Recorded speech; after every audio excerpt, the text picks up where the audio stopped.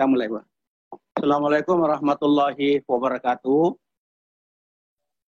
Yang sama-sama kita hormati, kita banggakan Bapak Menteri Sosial Republik Indonesia, Bapak Juliari P. Batubara. Yang sama-sama kita hormati, hadir bersama kita Bapak Kepala Biro Humas, Bapak Yuyut Widyangsa. Sama-sama kita hormati Bapak Ses Badik Lipensos, para Eselon 2, Kepala Pusat, Direktur, Sebadik Lipensos, yang sama-sama kita hormati, para pegawai struktural, Eselon 3, Eselon 4, Balai Regional Yogyakarta, yang berbahagia pada hari ini, Ibu Mur Harjani, Bu Kepala Balai Besar Regional Yogyakarta, yang mendiklat hari ini sebanyak 420 dengan rincian dari regional atau provinsi Jawa Tengah, Jawa Timur, sebanyak 420 peserta. Yang sama-sama kita cintai, banggakan, dan sangat kita harapkan ide-ide gagasannya adalah saudara-saudara diklat atau peserta diklat P2K2 atau FDS Family Implementation untuk Jawa Timur, Jawa Tengah. Bapak Menteri yang kami hormati, bahwa mereka ini didiklat selama 21 hari. Yang rincian ada asinkronus dan ada sinkronus. Kami laporkan pada Pak Menteri bahwa mereka ini akan diberikan ilmu dan keterampilan guna diberikan kepada kelompok penerima manfaat di daerahnya masing-masing. Kami dan kita harapkan Pak Menteri bisa memberikan arahan kepada para peserta diklat ini, di mana kearifan lokalnya masing-masing dari Jawa Tengah, Jawa Timur masing-masing, yaitu ada Probolinggo, ada Jawa Timur, ada Semarang, ada Wonosobo dan lain sebagainya, yang masing-masing karakter kelompok penerima manfaatnya berbeda-beda. Begitu juga geografis menghadapi pemilu kada yang hampir 300. Olehnya itu diharapkan sekali saudara-saudara mengikuti arahan Bapak Menteri secara saksama yang kita punya bekal nanti. Kami laporkan Pak Menteri bahwa dua daerah daripada peserta diklat ini, Jawa Tengah, mencakup yaitu Kabupaten Pemalang, Kabupaten Cilacap, Brebes, Kabupaten Pati, kemudian Wonosobo, Kabupaten Magelang, Grobogan, kemudian Jawa Timur itu ada Banyuwangi, Jember, Probolinggo, lalu kemudian Pasuruan, Malang, Surabaya, Nganjuk, kemudian Bojonegoro. Olehnya itu diharapkan sekali saudara-saudara mengikuti arahan Pak Menteri ini dan menjadi bekal untuk kita menyampaikan dan bekerja baik sesuai dengan tusi kita di menghadapi kelompok penerima manfaat di daerah kita masing-masing. Olehnya itu dengan memohon arahan Bapak Menteri, arahan petunjuk sekaligus membuka acara diklat angkatan kedua ini regional Balai Besar Yogyakarta. Para Pak Menteri dipersilahkan dan kami mengakhiri dengan ucapan Assalamualaikum warahmatullahi wabarakatuh.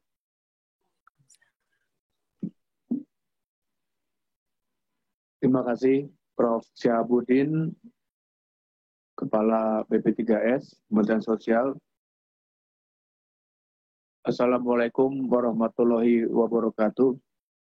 Selamat siang, salam sejahtera bagi kita semua. Pertama-tama, saya ingin mengucapkan, walaupun sudah lewat, tapi mungkin masih suasana Idul Fitri. Selamat Hari Raya Idul Fitri 1 Syawal 1441 Hijriah. Minal aidin wal faizin, mohon maaf lahir dan batin untuk kita semua, khususnya teman-teman para pendamping peserta training dari Provinsi Jawa Tengah dan Jawa Timur. Pertama-tama yang ingin saya sampaikan tentunya adalah kami berterima kasih dan mengapresiasi kerja keras teman-teman semua di lapangan yang adalah ujung tombak dari program PKH, di mana tanpa kerja keras, tanpa keseriusan, tanpa dedikasi dari teman-teman semua di lapangan, tentunya program PKH tidak bisa terlaksana dengan baik. Jadi menurut saya ini yang pertama dan ini yang terpenting. Saya atas nama seluruh Kementerian Sosial menyampaikan rasa terima kasih dan rasa apresiasi kami yang setinggi-tingginya untuk teman-teman semua yang kami tahu telah bekerja dengan baik. Kadangkala harus kerja sampai malam ya dalam segala cuaca, apalagi dalam kondisi pandemik COVID-19 yang sudah sekitar 4 bulan ini kita lalui, sampai saat ini pun kita masih dalam suasana pandemik yang tentunya membuat pendekatan kita atau cara kita bekerja berbeda dari sebelumnya. Banyak mungkin hal yang biasanya bisa kita lakukan, saat ini tidak bisa kita lakukan. Ya, saya kira kita semua sudah paham bahwa saat ini memang masih diterapkan protokol kesehatan karena masih dalam suasana pandemik yang kita juga tidak tahu sampai kapan, ya sampai ditemukannya vaksin untuk COVID-19, baru mungkin kehidupan kita akan sedikit lebih normal. Artinya pemandangan mungkin menggunakan masker, mencuci tangan dengan sabun, menjaga jarak, masih akan kita teruskan minimal mungkin sampai dengan 1 tahun ke depan. Dan kami berharap ini juga yang tetap dilakukan oleh semua teman-teman pendamping, yaitu protokol kesehatan di dalam menjalankan tugasnya sehari-hari. Walaupun dengan penyesuaian baru atau istilah kerennya new normal, kenormalan yang baru ini, kami tentunya berharap bahwa apa yang sudah menjadi program, apa yang sudah menjadi sasaran dari program dapat tetap tercapai dengan baik. Karena juga Presiden sangat berharap banyak dari kesuksesan program PKH di Kementerian Sosial ini yang tentunya akan berkontribusi langsung terhadap upaya-upaya pengentasan kemiskinan di negeri kita. Teman-teman semua, saya kira kita semua bisa setuju bahwa akibat daripada COVID-19 ini, khususnya di bidang ekonomi, mungkin kita akan mendapatkan keluarga-keluarga miskin baru. Sebelum COVID-19,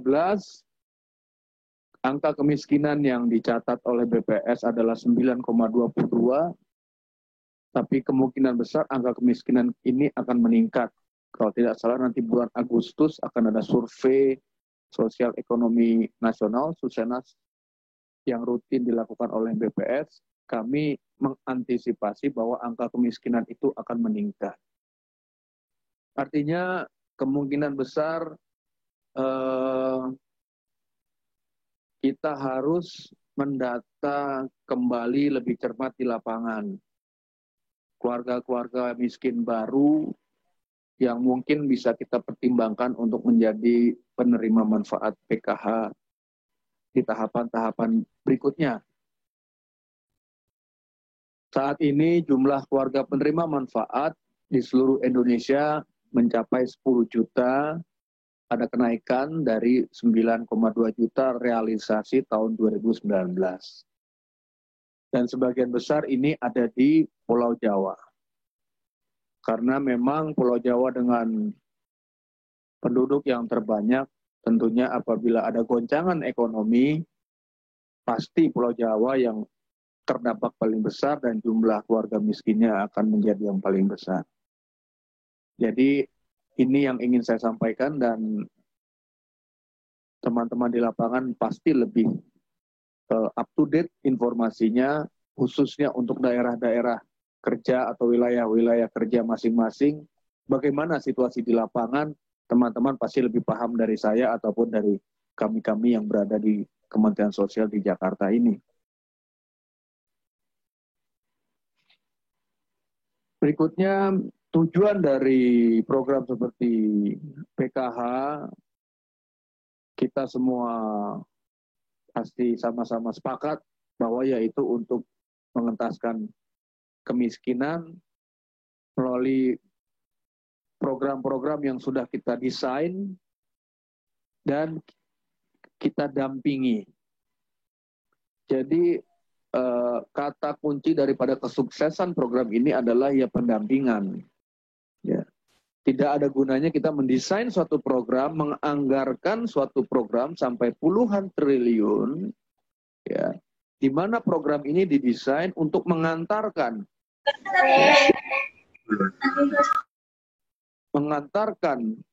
keluarga dari yang tadinya belum sejahtera menjadi keluarga yang lebih sejahtera. Ini kan garis besarnya seperti itu. Ya, kita memberikan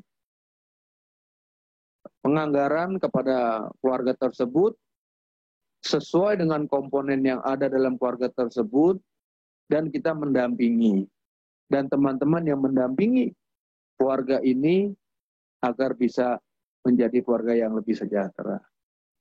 Nah, setelah menjadi sejahtera, kita tidak bisa sendirian. Bukan hanya Kementerian Sosial saja yang harus mengurusi, mengopeni keluarga tersebut. Ya, ada Kementerian UKM, ada Kementerian Tenaga Kerja, ada Kementerian Keuangan. Ini yang dikeroyok rame-rame. Tapi tugas pokok daripada Kementerian Sosial, daripada teman-teman pendamping semua adalah mendampingi untuk mengantarkan keluarga yang prasejahtera ini menjadi keluarga yang sejahtera. Kelihatannya gampang diucapkan, tapi tidak gampang dilakukan. Karena tidak semua kondisionalitas daripada keluarga-keluarga tersebut ya bisa dijalankan dengan baik sesuai dengan skema-skema yang sudah kita desain. Artinya faktor kedisiplinan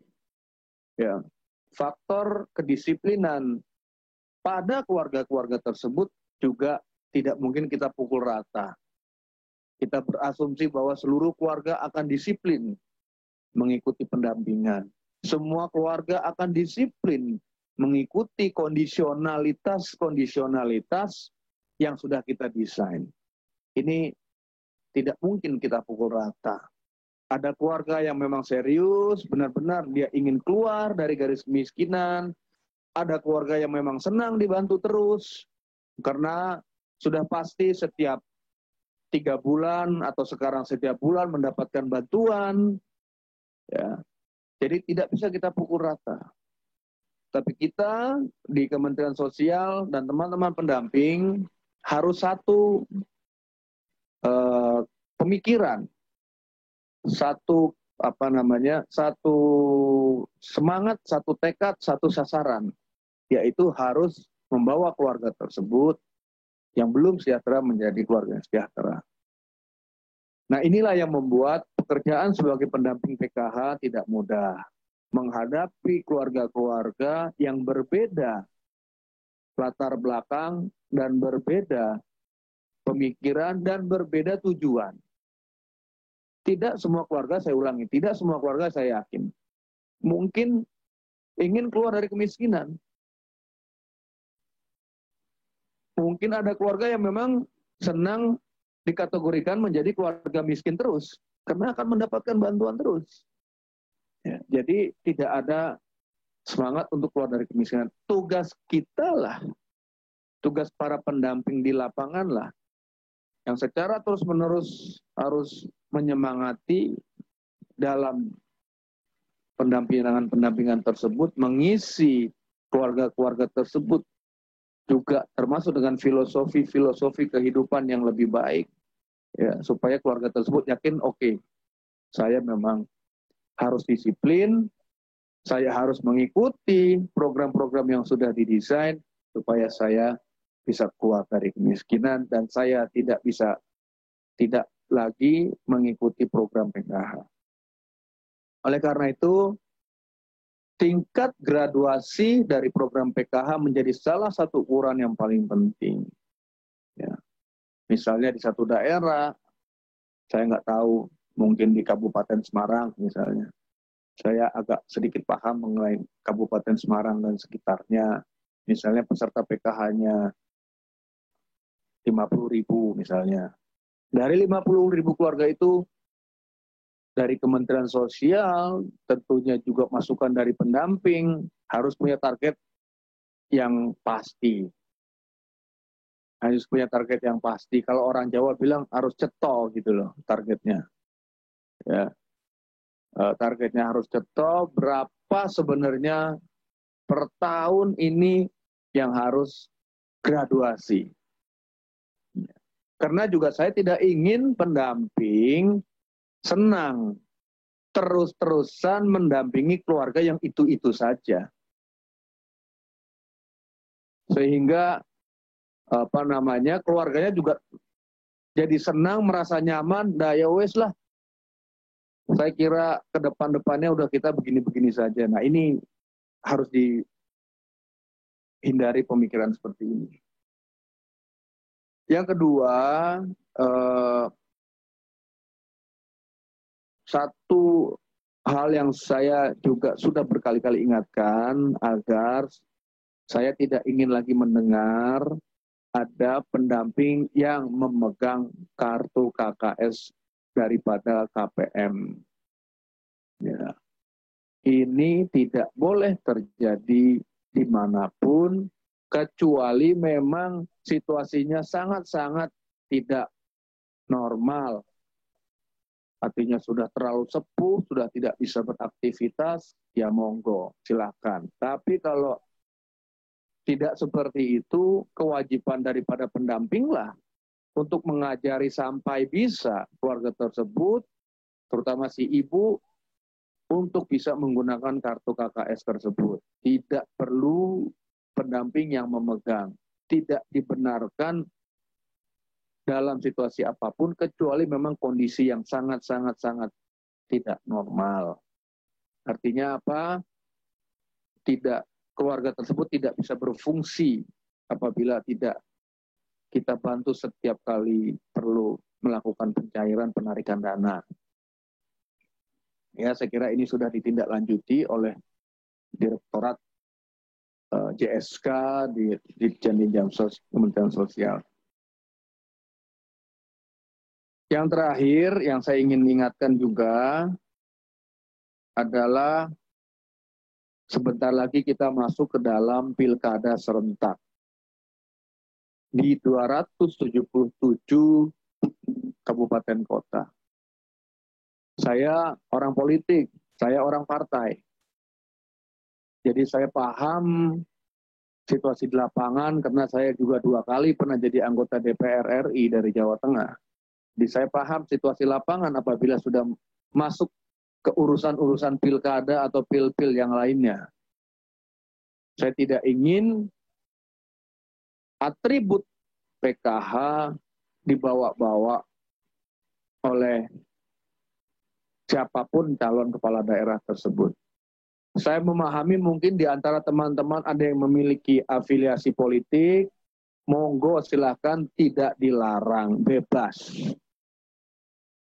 Hanya apabila misalnya ada pendamping yang ingin menjadi tim sukses di satu daerah, atau menjadi pengurus partai di satu daerah, ya dia harus keluar dari jabatannya sebagai pendamping keluarga atau pendamping PKH. Tidak dilarang sama sekali. Saya ulangi sekali lagi, pendamping PKH tidak kami larang untuk memiliki afiliasi politik ke partai tertentu. Namun tidak dibenarkan apabila membawa atribut-atribut PKH pada kegiatan-kegiatan politik praktis, apalagi menjadi tim sukses pasangan calon tertentu. Kalau memang ingin menjalankan atau melakukan itu, silakan, tapi ya tinggalkan atribut PKH-nya. Jadi ini supaya jelas buat teman-teman semua, ya tidak dilarang memiliki afiliasi politik. Ya saya sendiri orang politik. Ya, tapi pada saat kita melakukan tugas-tugas kenegaraan, kita junjung tinggi independensi kita harus berdiri di atas semua pihak dengan fair dan netral. Saya kira itu yang ingin saya sampaikan, Prof. Syahabudin. Sekali lagi juga untuk teman-teman di Balai Diklat di Jogja, Bu Murharjani, yang baru beberapa hari lalu juga berulang tahun, ya. Saya juga menyampaikan selamat ulang tahun buat Bu Murharjani. Semoga terima kasih Bapak Menteri. panjang umur, sehat Ya, selalu, amin. tetap gembira di dalam memimpin Balai Diklat di Jogja. Saya kira demikian. Sekali lagi terima kasih untuk semua teman-teman di Balai Jogja atas kerja keras dan juga pelaksanaan training FDS yang diikuti 420 pendamping. Mudah-mudahan bisa berjalan dengan lancar dan apa yang disampaikan bisa berguna, bermanfaat untuk teman-teman semua. Dan juga sekali lagi terima kasih untuk teman-teman semua atas kerja kerasnya dan juga keseriusan, keuletannya, kegigihannya di lapangan menjadi ujung tombak daripada program PKH Kementerian Sosial Republik Indonesia. Dengan mengucap Bismillahirrahmanirrahim, saya nyatakan training Family Development Session atau P2K2 oleh Balai Diklat di Yogyakarta dibuka dengan resmi. Terima kasih. Wassalamualaikum warahmatullahi wabarakatuh. Waalaikumsalam. Terima kasih.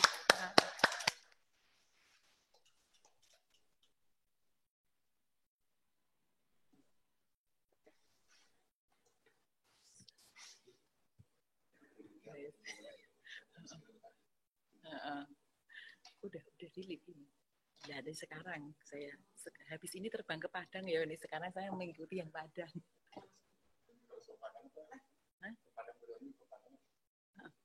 Enggak, tetap di maksudnya ini terbang ke Padang itu Pak